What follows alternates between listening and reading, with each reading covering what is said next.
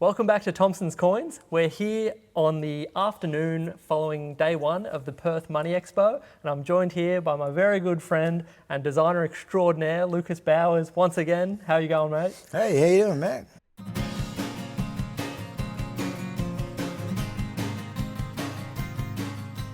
Man, what a show today was.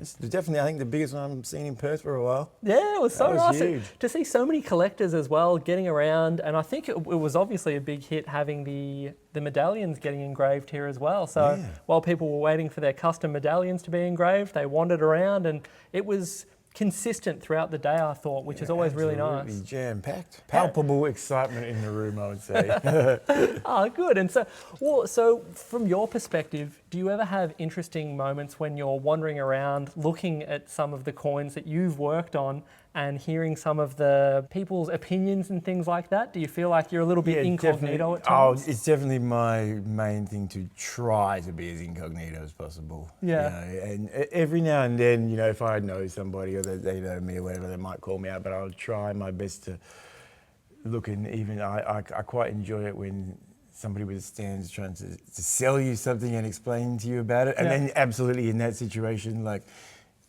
don't let on that you're looking at it going, that's my coin. Right? You just go, okay, let's see what they have to say about it. If they say something really nice, then I'll tell them it's my coin and see if they want me to sign it for them. Yeah. If they say something mean, then I don't want to make them uncomfortable. But then you nobody ever just says gently that. fade into You the only background. ever hear nice things, so, you know, what is it? Well, that's another thing that I've noticed about the events, and particularly today. It's been such a generally positive day, so it's been absolutely. really nice. And I think having both yourself and Alicia here, hopefully it goes some way to bridging that gap, because I think for a lot of people that they form connections to these designs and to these works of art, to then be able to put a face to the coin, as it were, I think it just really strengthens that connection. Yeah, to see those connections that people have to the artwork on the coins is quite. I mean, today to watch the fans of the ever popular swan, Alicia's, coloured swans, which have always been such a huge success. But the way that people today clustering in their big queue to talk to her about it, I could hear the questions they were asking her and all that kind of stuff, and the way that they connect to those, to see how they connect to those swans and get to talk to her about how they design them and stuff. And I have very much similar experiences with the stuff that I do. I think it adds a whole other layer, but I think also it adds a humongous layer to you as an artist, because to understand what people connect to and what they like, and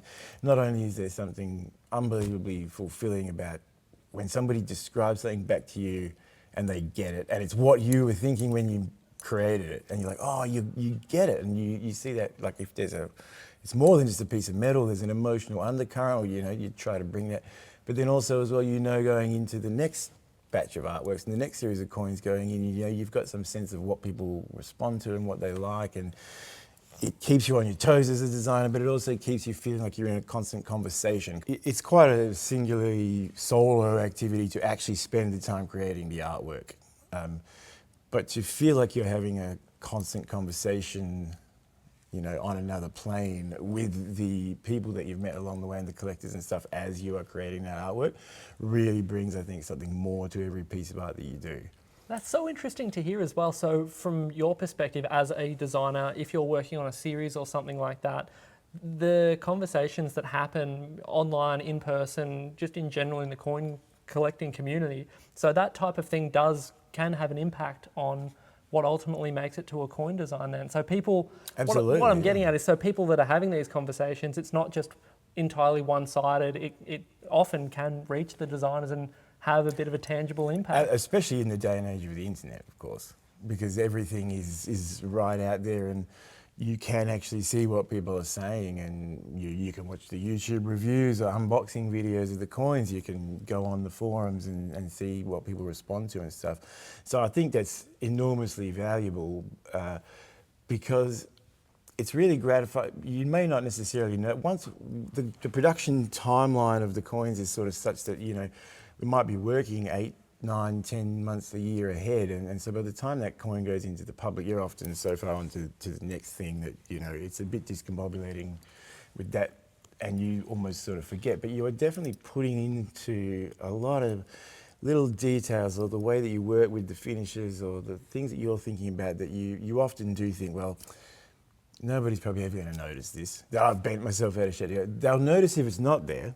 Yeah, for sure. But they don't necessarily notice that technique. But then the thing is, you can do that. You can speak to somebody, meet somebody at a show like this, or online, and discover that no, people will notice those things. And that's like, yeah, that's, as I said, it's enormously gratifying. Oh, well, you know, all that blood, sweat and tears was worth it. Like, yeah, absolutely. And what kind of, you know, what artist doesn't enjoy having somebody compliment them for the thing that they did? Like, yeah, and particularly because these types of, any coin design that you do, just for an idea of scale, it's not the type of thing that is a point A to point B process, right? So like, No.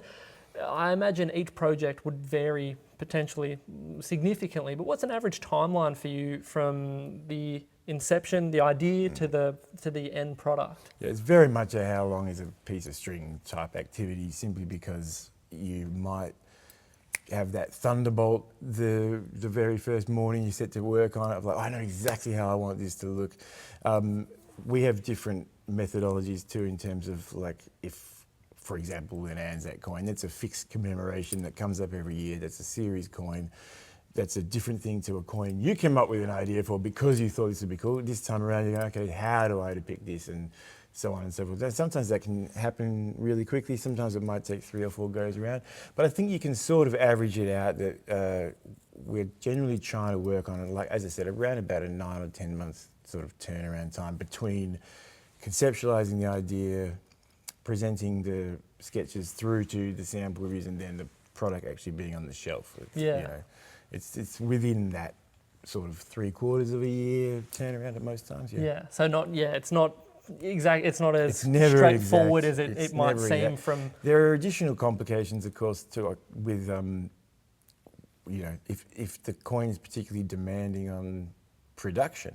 You know, the new dome shell coin that we released through the Teenage Mutant Ninja Turtles series was near enough 2 years in development. Really? How to figure out how to get that actual dome shape, coming across all kinds of unexpected encounters that, you know, we have just the most incredible engineering team in the coining division and come up with these things. But if that shape is ever so slightly the wrong way, it gets stuck in the collar every time you try it. So you can't actually be pressing them properly because every time it jams up, you know, all that kind of stuff. So there's all kinds of things where you can think of a great creative idea, and even if you've come up with that's a fairly simple idea creatively from a designer's point of view, incredibly complicated thing to produce. So that means on the other end of that, so there's so many steps in the chain that will keep the length of production time variable for sure. And in terms of design and working with the engineering team and having so many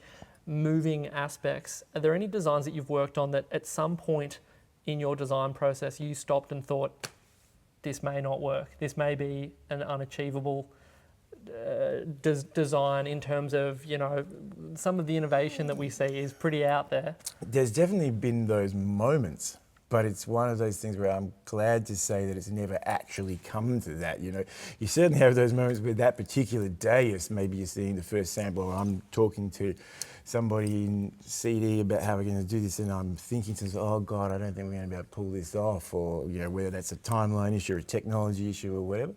But like, everybody at the Mint is so committed to this idea that we can make innovative products and make them high quality and ship them on time, because you do know that the kind of market, the people that buy this stuff, they care so much about that, and we all know that, so it's really important. So it's been, you know, I can't say there hasn't been plenty of times when you thought, oh, are we going to be able to do this? It's a real like nail biter, but thank God every single time it always actually has. I've not experienced not actually pulling it off, and either being really stoked at the end product, or even better, being like, this is better than I thought it was going to be. Some people may not have noticed, and if you look closely at the coins, it's something that I've always done, people may notice a little LB on some of the coins that you've designed. Tell us a little bit about that. Well, that's your signature, I guess, isn't it? We put those initials on there. So that's just a way of identifying the designer of any given coin. Obviously, the name's on the certificate as well. But it's quite a fun thing sometimes to play with, like, where in the image am I going to put this? Now, no matter the size of the coin, the dimensions of that are always fixed. But you can have some fun in terms of stashing it into the dragon scales, or, you know, do you want to put it somewhere more obvious? But I know I've definitely had some fun sometimes, like sort of choosing to hide the initials a little bit and seeing if people can find them. Yeah, that's half the fun, right? Whenever I see a coin, that's one of the first things that I scan. I almost methodically go through it line by line to try and find where either the little P or a little designer's initials are. So is that something that you also have an influence on the placement of the mint mark, the P? Yeah, absolutely. I mean, it is definitively a thing that we want to make that P mint mark as clear as possible. It'll usually sit in isolation on the table. We won't let that get buried in detail, obviously. I think it's important to us as makers, but important to customers as well, to be able to quickly identify, you know, certain quality or whatever that comes along with Perth Mint. It's a good thing to do. But yeah, it's entirely up to the designer where they feel that balance is best within their design. So you try to, I have done that before, designed something I thought this is crazy cool, and then gone, I forgot about where I want to put the mint mark, and rearrange things a little bit. But most of the time you'll try to think, I'm designing this composition with that as an element of the composition in mind as I'm working with it. So I like to believe that you can get that mint mark, not just to appear like the, you know, brand on the rear of a cow, but to actually incorporate it into the art in a way that's like clear, it's there, but it doesn't become distracting from the piece either. It coexists. Yeah, it coexists nicely with it. Yeah. In terms of projects that you've worked on where you've had that design, ambitious designs meeting time constraints, have you got an example, perhaps a recent example, where those elements have come into play for you? Yeah, one that really springs to mind, especially with the, oh my God, how are we going to pull this across the line, versus how stoked I was with the finished product, is the recent rectangular dragon, the 2025 rectangular dragon series, which is out in both bullion and proof, but they're also slightly different. So what's really cool about that was that myself and Michael Barrett, who's in charge of the R&D department at the Perth Mint, and is really passionately committed to coming up with innovative new ideas for production and finishes and all that kind of stuff.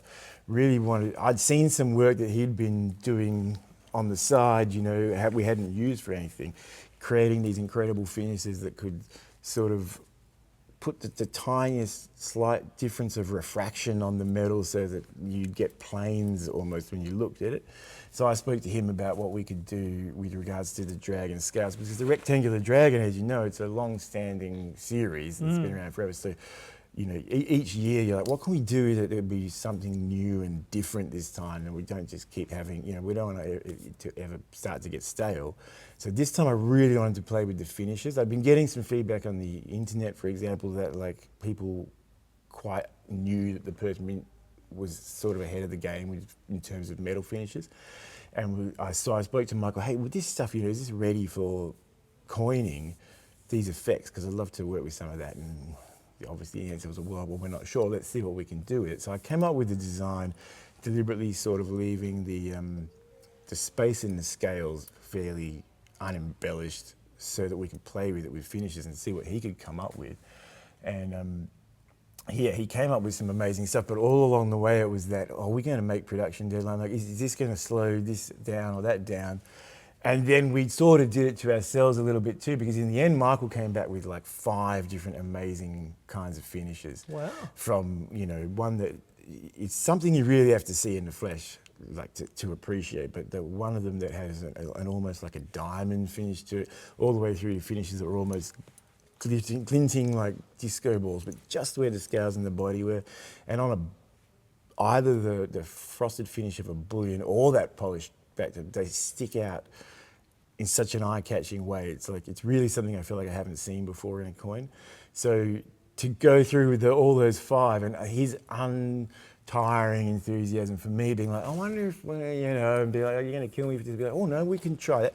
And we were very much up against that deadline and under a lot of pressure looking at these samples, we've got to pick something, we're going to do something. Between the team and people being willing to push that effort to get along, we not only got it across the line just great. But when those final samples came back, I almost, hugged him. I was like, I can't believe how good this stuff is looking. Like, it came out better than I ever thought it would. So those moments, like, it's such a massive high, because you've not only actually managed to get the, as Steve Jobs used to say, real artistship.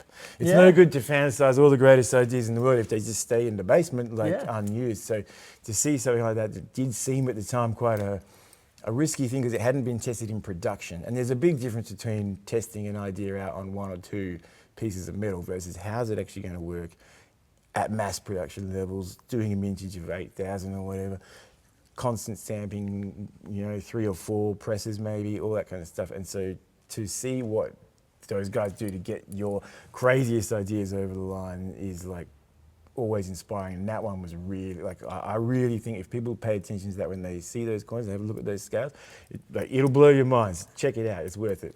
Oh, that's so exciting to hear also from your perspective as a designer, that there are still things that you're working on now. You've had such an interesting career and worked on so many different designs, but the fact that even as recently as your most recent design is still evoking that sense of excitement and passion for what you do. Yeah, absolutely. It never ends with that kind of stuff, because there is such a difference between having a really cool idea, which ultimately is relatively, it's an easy enough thing, versus actually making that thing a reality. I mean, sometimes you can have a really cool idea, and if you're speaking to I always call these, the guys like Michael, the boffins in the lab, because they really understand the physics, the engineering, the science of all this. And they might just turn around and say, you're in La La Land, it's not physically possible to, have the coin hover 3 inches off the table without packaging, Oh, well, it was a cool idea, but when you can actually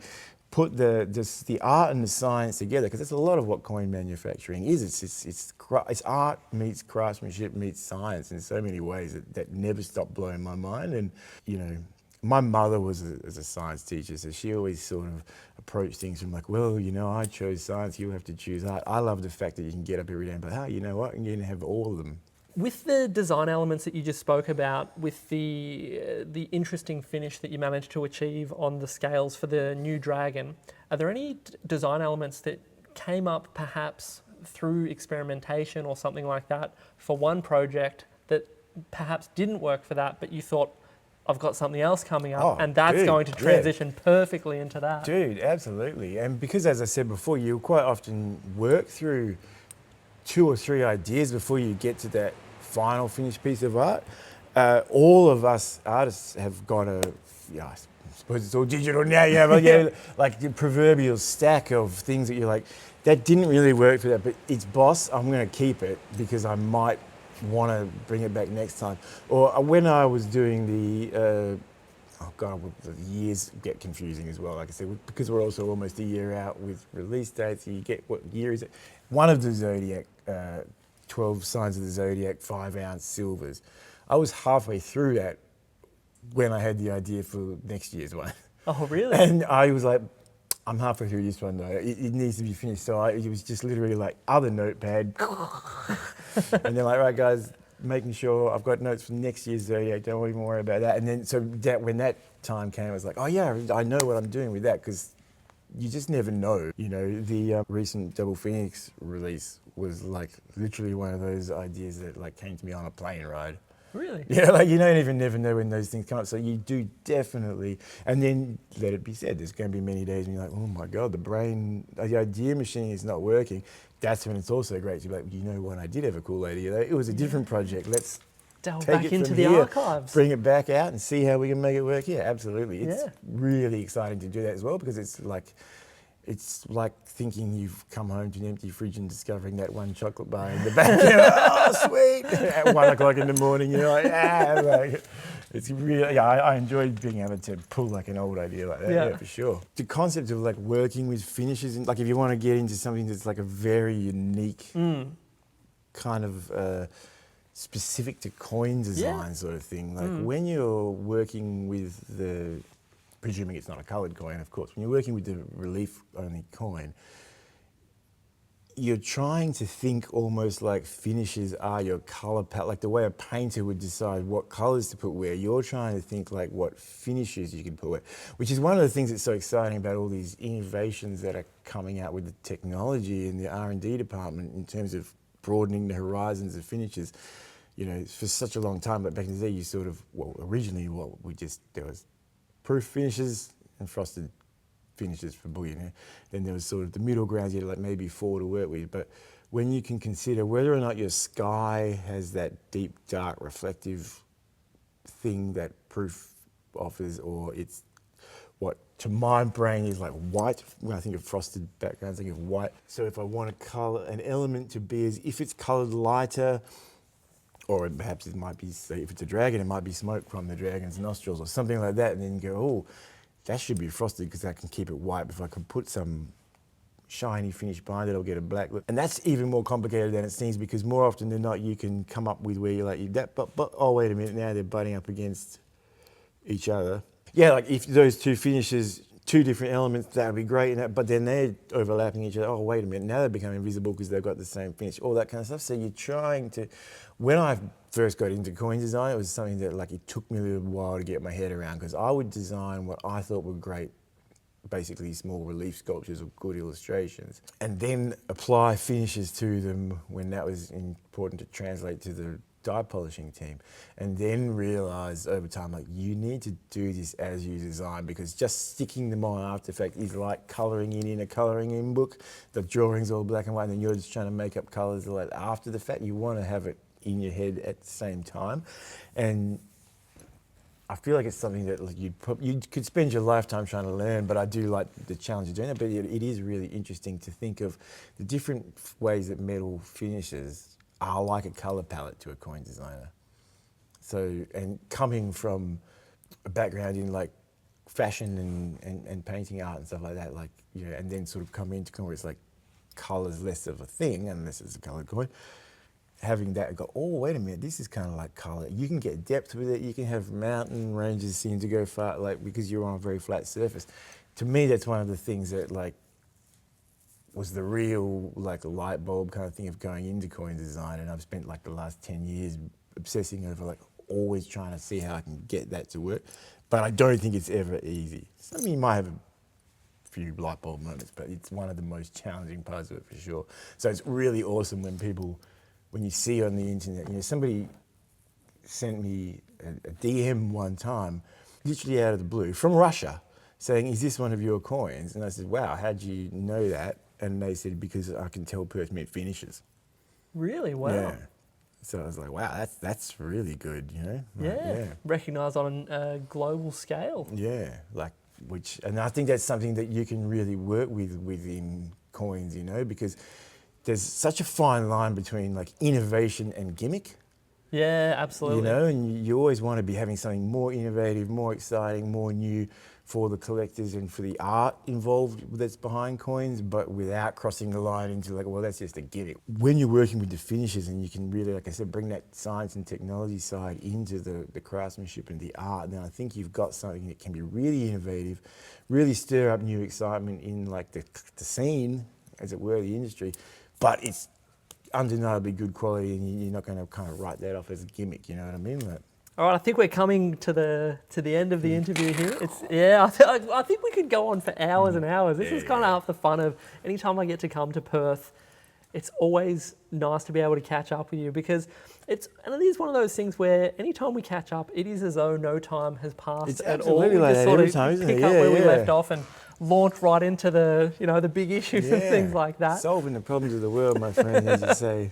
Absolutely. So, well, with a view, so I guess it conceivably will be another year before we pick this up again. Are there any areas of your designs or any things that you're looking forward to working on and refining or developing further in the upcoming year that we can then point to for our next annual interview and talk about, how it went or anything like that? One thing I definitely know for sure is that there's a 99% chance that whatever I answer in that question, it could be 180 degrees different by the time next year comes. And that's not because I'm a fickle person or I wanted to work on that, but so much of the time it's like you're an archaeologist who's digging up what they think is a dinosaur bone until they've dusted away enough dirt to realise they've found themselves a terracotta warrior.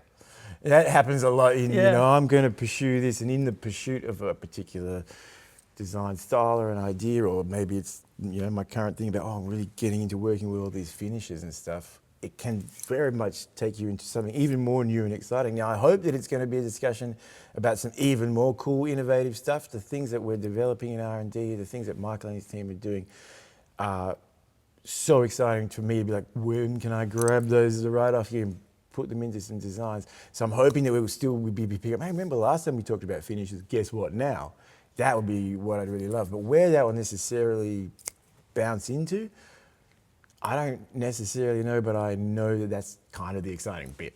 You know? Absolutely. And it's also so nice to hear how just excited you are about the whole thing, the whole, you know, all of the work that you're doing. And it's, I got to say, from the perspective of someone who is a coin dealer in the industry, it always excites me to have those conversations with collectors and hear how enthusiastic they are. And one that comes to mind more recently is the Teenage Mutant Ninja Turtles series that you've worked on. Yeah. It's always so nice when I'm in the shop and people comment on them to say, well, you know, I actually know the designer and he happens to be a pretty cool guy. So it's that's one of those crazy jobs where you stop for a moment and you think about yourself when you were 9 years old, and you go, imagine if I could time travel back and tell my 9-year-old self, dude, you're getting paid to draw Ninja Turtles. You know, he'd be stoked. So I quite literally, in my desk in the studio, like my mum dug up some old drawing of a Ninja Turtle I'd done when I was like 9 years old or 10, whatever I was.